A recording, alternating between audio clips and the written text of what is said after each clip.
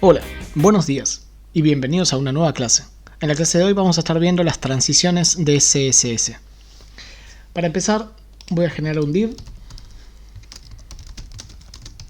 y vamos a aplicarle unos estilos simplemente para verlo en la pantalla.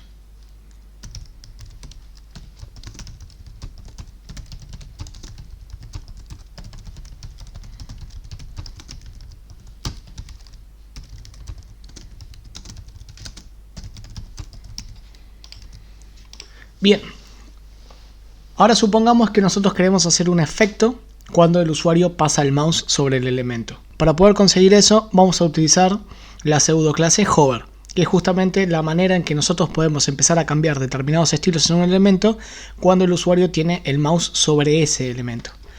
Entonces voy a venir acá y voy a poner div hover y voy a hacer un pequeño cambio de color de fondo.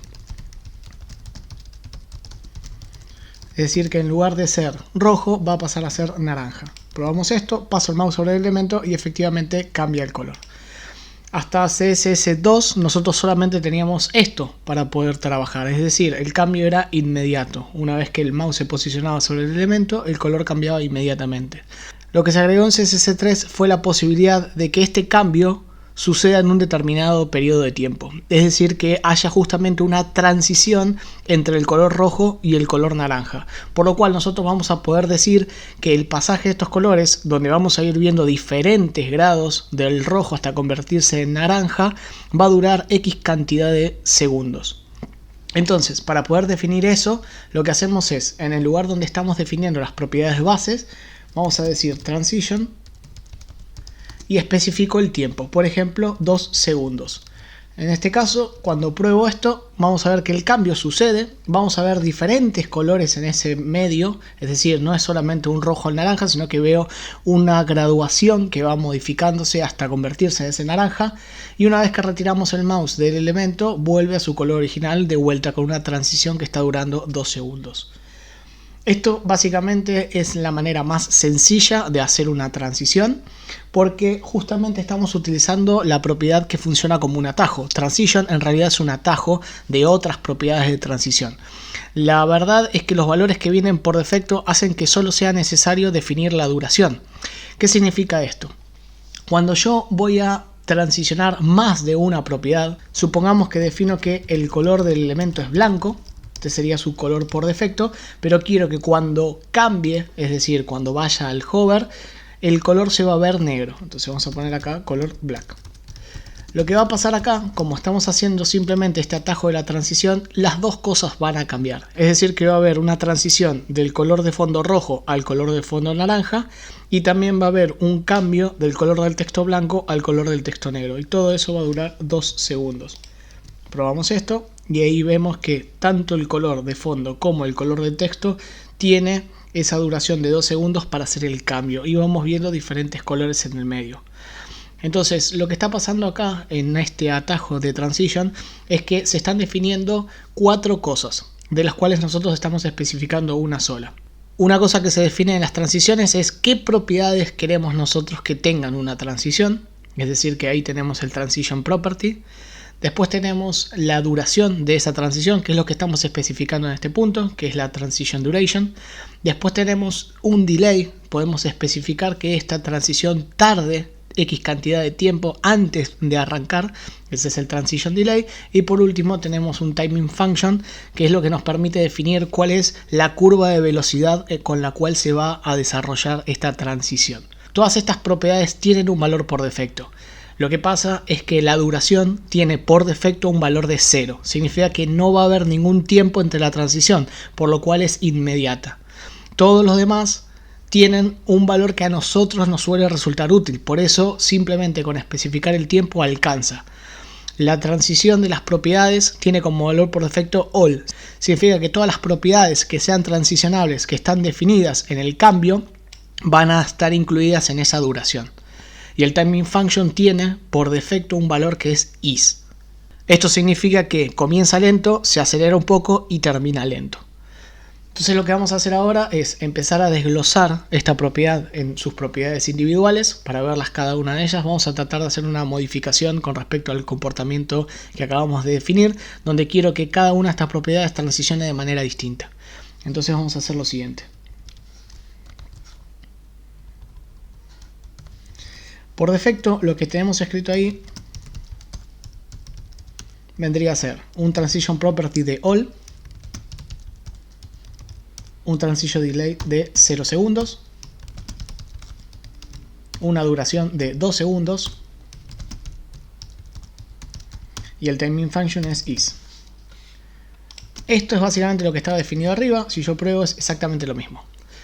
Lo único que hice fue desglosar el atajo en cada una de sus propiedades individuales. Las duraciones, tanto del delay como de la duración, puede estar dada en segundos o en milisegundos. Generalmente se suele usar segundos. En el caso de necesitar definir los milisegundos, en lugar de escribir una S, escribiríamos ms. Eso está haciendo referencia justamente que el número que le estamos dando está dado en milisegundos. Para tener una relación, 1000 milisegundos es un segundo. Supongamos que yo quiero que la propiedad background color transicione con una determinada duración y quiero que la propiedad color transicione con otra duración, quizás que tarde menos tiempo, mientras que el background va a tardar mucho más tiempo en hacer esa transición. Entonces ahí lo que podemos hacer es lo siguiente.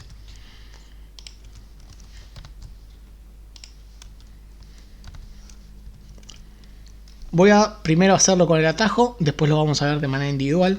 Yo voy a decir que la transición se va a tener que distribuir en dos partes. Entonces quiero que el color, esa es la propiedad que estoy eligiendo, va a transicionar en 2 segundos.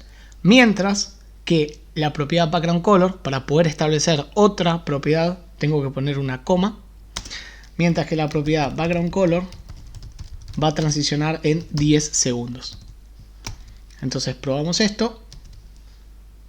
Y ahí podemos ver que transicionó el color rápido e inmediato, 2 segundos, y después el background color se toma su tiempo para hacer esa transición. Podemos hacer, por ejemplo, que el color transicione con un delay. Entonces podemos agregar acá, por ejemplo, 5 segundos. Esto va a hacer que tiene que esperar 5 segundos para que empiece la transición, que va a durar 2 segundos. Entonces probamos esto. Y ahí fíjense que el color todavía no transiciona. Después de los 5 segundos, en 2 segundos transiciona. Es decir, que le estamos agregando un delay a esta transición. Si yo quisiera, por ejemplo, que la forma de la curva sea distinta y no quiero usar el is que viene por defecto, por ejemplo, podría decir is out, en este caso, que es que termina lento. Y en este podría decir que es una lineal. Es decir, que va a mantenerse constante.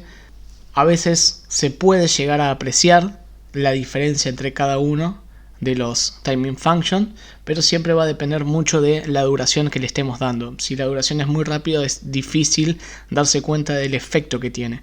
Estas timing function lo que terminan haciendo es dar la sensación de que, por ejemplo, empiezan lentos, se aceleran, que empiezan lentos, se aceleran y terminan lento, que empiezan rápido y se van desacelerando, que mantienen una velocidad, o directamente que nosotros podríamos crear nuestra propia curva de velocidad.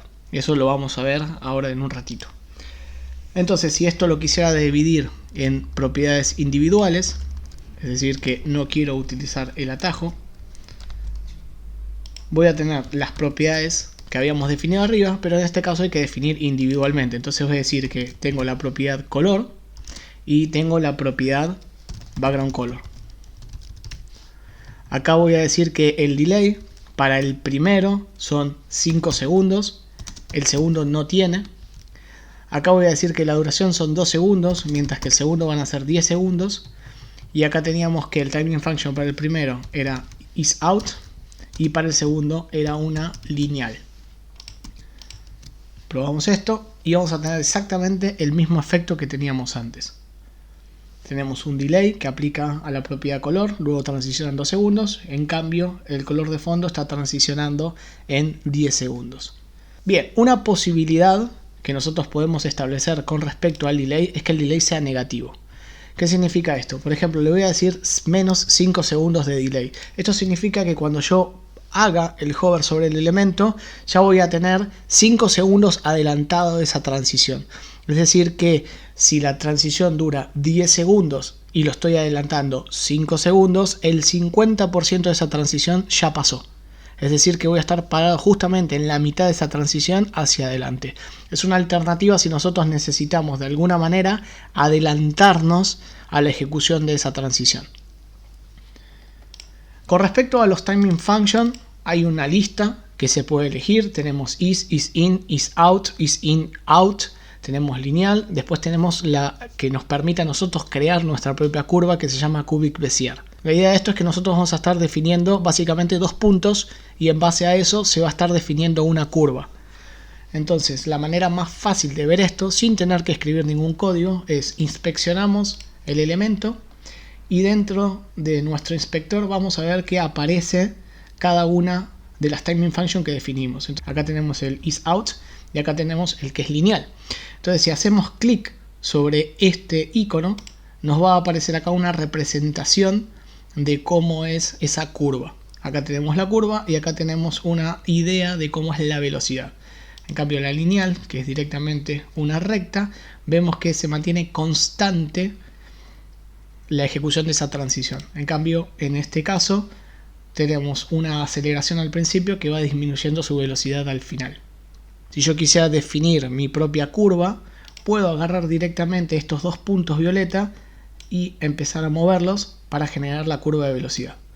Entonces pruebo y acá arriba me va mostrando cómo es eso. Si vamos a algo más lineal, como tenemos originalmente, esto mantiene una velocidad constante. Entonces, dependiendo qué hagamos con estos puntos, va a ser la curva que nosotros vamos a conseguir.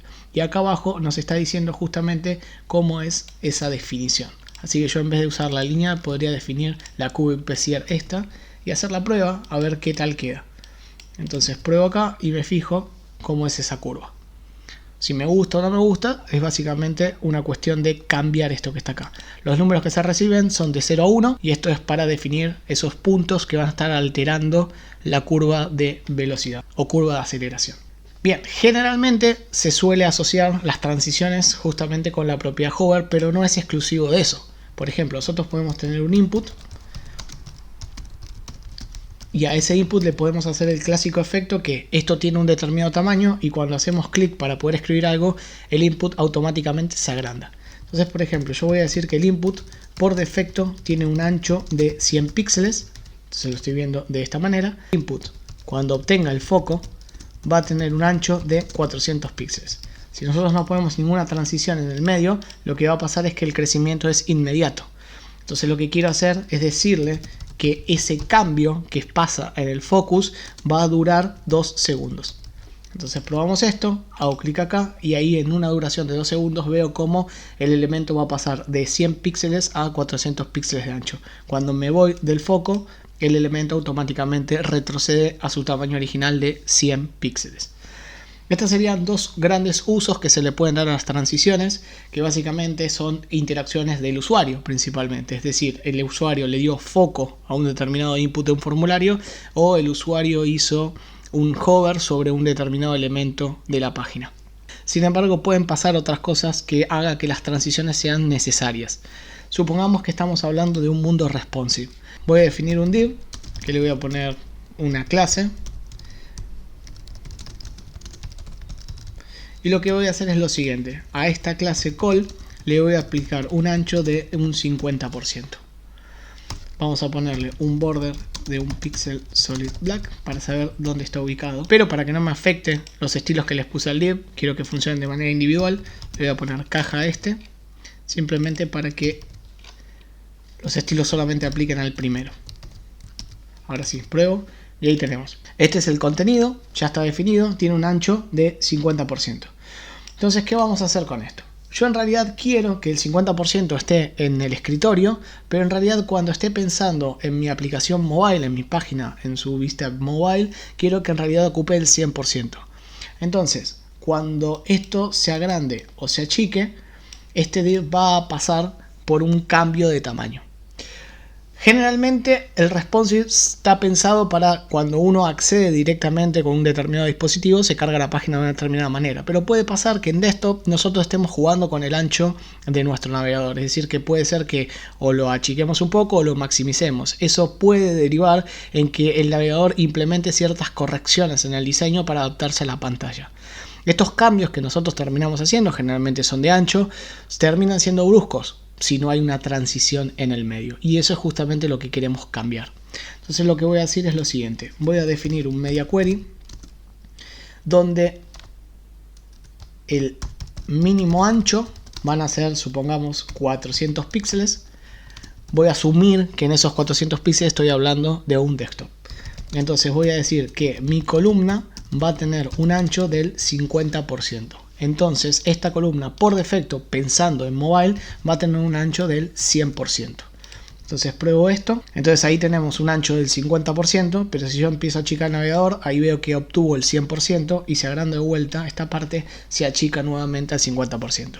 Pero ese cambio es brusco, es decir que cambió del 50 al 100% de manera inmediata. En cambio, si nosotros agregamos una transición al elemento de 2 segundos, cuando hagamos ese cambio de responsive, fíjense cómo es más fluido el cambio de la interfaz. Entonces acá tenemos un ejemplo, una transición en la cual no estamos ni trabajando con hover ni trabajando con focus. Muchas veces esto no se tiene en cuenta y terminamos teniendo un diseño que puede ser modificado, ya sea por una maximización de una ventana, y la realidad es que no tenemos un diseño que termina siendo a la vista fluido. El cambio es inmediato y puede ser en cierta forma chocante. De esta forma podemos hacer mucho más fluido el acomodamiento de los elementos. Y por último, para mostrarles un caso adicional en el cual podemos nosotros estar trabajando con respecto a lo que tiene que ver con las transiciones, es lo siguiente: mi elemento call tiene una transición aplicada. Esto significa que si nosotros empezamos a hacer determinados cambios al elemento, esos cambios puede ser que entren dentro de la transición. Entonces lo que voy a hacer es que me voy a quedar con una referencia a ese elemento. Entonces vamos a hacer un document.querySelector donde vamos a seleccionar en base a esa clase, a la clase call. Entonces lo que voy a hacer es decir que call.style.backgroundColor es igual a green. Si yo hago esto y refresco el navegador, ¿sí?, el cambio es instantáneo. Es decir que no estoy viendo en sí ninguna transición. ¿Y por qué es esto? Porque básicamente cuando la página se está cargando con ese color de fondo. Pero ¿qué pasaría si en lugar de escribir este código directamente en el archivo, lo llevamos por ejemplo a la consola? Entonces vengo acá, pego este código, le doy Enter y ahí puedo ver que ese cambio de color tuvo una transición de 2 segundos como habíamos definido acá. Eso significa que si el cambio sucede cuando ya está cargada la página y las transiciones están activas, cualquier modificación que nosotros hagamos puede llegar a pasar por esa transición, por lo cual el cambio va a ser de vuelta fluido. Entonces no vamos a tener cambios instantáneos, sino que va a haber una transición, una duración de X cantidad de tiempo en donde va a pasar de su estado original al estado nuevo. Y con JavaScript muchas veces solemos aplicar clases. Esas clases terminan modificando propiedades y si hay una transición de por medio queda bastante más fluido nuestro diseño. Entonces para poder probar eso yo voy a poner acá un botón, que este botón básicamente va a ser el que termine cambiando el color, para ver si realmente el cambio del color aplicado por el evento clic del botón hace que se ejecute correctamente la transición. Entonces ya tengo la referencia a ese elemento, acá está lo que yo quiero cambiar, pero me está faltando quedarme con la referencia del botón. Una vez que me quede con la referencia de ese botón, le voy a poner el listener. Voy a decir que escuche el clic y dentro de la función vamos a hacer este cambio. Vamos a cambiar el color de fondo del elemento. Entonces refrescamos acá y si yo aprieto este botón se va a terminar aplicando el background color y vamos a ver si sucede la transición. Hago clic y efectivamente sucedió la transición. Es decir que si nosotros agregamos este concepto de transiciones a los elementos de nuestra página y luego hacemos modificaciones con JavaScript, ya sea que aplicamos clases o ya sea que aplicamos directamente cambios de CSS, vamos a tener un diseño muchísimo más fluido en lo que son estos cambios. Yo podría aplicar en realidad una clase, punto fondo, y acá voy a decir que esta clase va a aplicar un background color blue. En lugar de hacer la modificación del estilo directamente acá, lo que vamos a hacer es aplicar esa clase. Así que le voy a decir call.classList.add y la clase que quiero aplicar es fondo.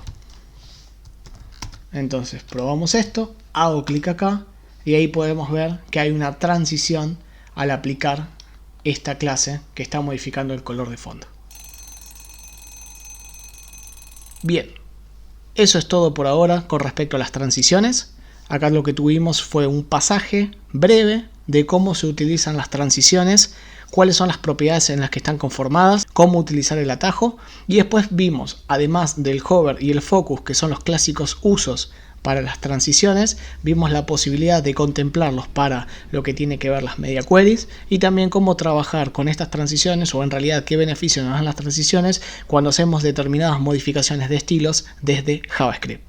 Si te gustó el video, por favor dale like y compartilo, suscríbete al canal, dale click a la campanita para que te lleguen las notificaciones cuando subo una nueva clase. Si tienes alguna duda o alguna consulta me lo puedes dejar en los comentarios, trataré de responderte a la brevedad. Y sin más nada que decir, nos vemos en la próxima clase.